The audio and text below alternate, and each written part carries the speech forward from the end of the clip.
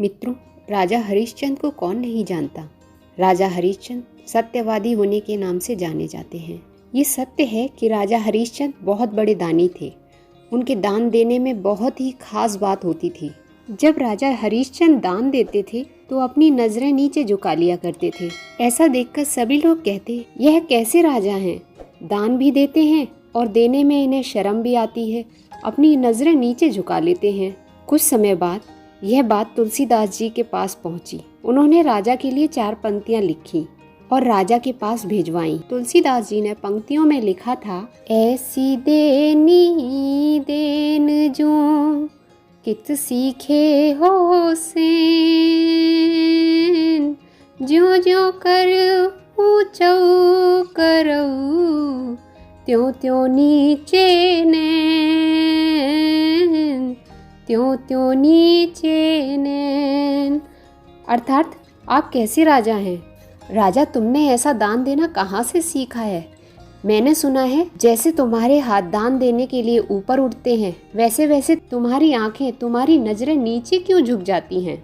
यह बहुत ही विचित्र बात है। राजा हरिश्चंद्र के पास यह पत्र आता है और राजा हरिश्चंद्र तुलसीदास की इन पंक्तियों को सुनकर बहुत प्रसन्न होते हैं और बड़े ही सरल और सुंदर तरीके से तुलसीदास की इन पंक्तियों का जवाब लिखते हैं। देनहार कोई और है, भेजत जो दिन रैन, लोग भरम हम पर करें, तासो नीचे नैन, तासो नीचे नैन। राजा हरिश्चंद्र बड़ी ही सुंदर और सरल तरीके में कहते हैं कि देने वाला तो वो परमात्मा है, वो ईश्वर है। मैं कौन हूँ? मैं तो केवल निमित्त मात्र हूँ। मैं तो उस ईश्वर की आज्ञा का पालन कर रहा हूँ।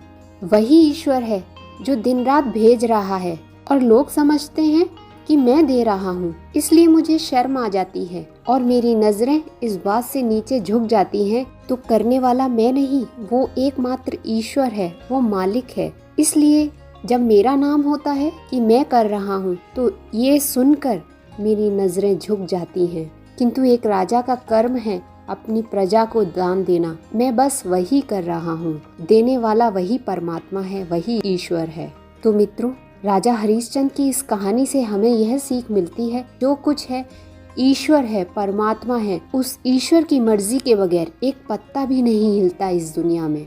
तो विश्वास रखिए अपने ईश्वर पर, अच्छी राह पर चलिए, अच्छे कर्म करिए और दूसरों की मदद कीजिए। सत्य के मार्ग पर चलिए, सद्वचन बोलिए, सद्भावना रखिए, सत्य का पाठ पढ़िए और सत्य का पाठ पढ़ाइए।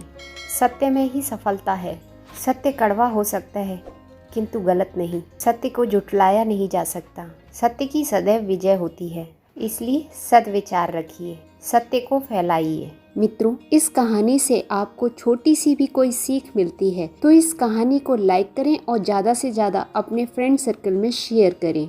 और भी कहानियाँ एवं मोटिवेशनल वीडियो सुनने के लिए भारती मैडम क्लासेस चैनल को सब्सक्राइब करें और बेल आइकन बटन दबाकर ऑल पर क्लिक करें, जिससे कि हमारे नए वीडियोस की नोटिफिकेशंस आप तक पहुंच सकें।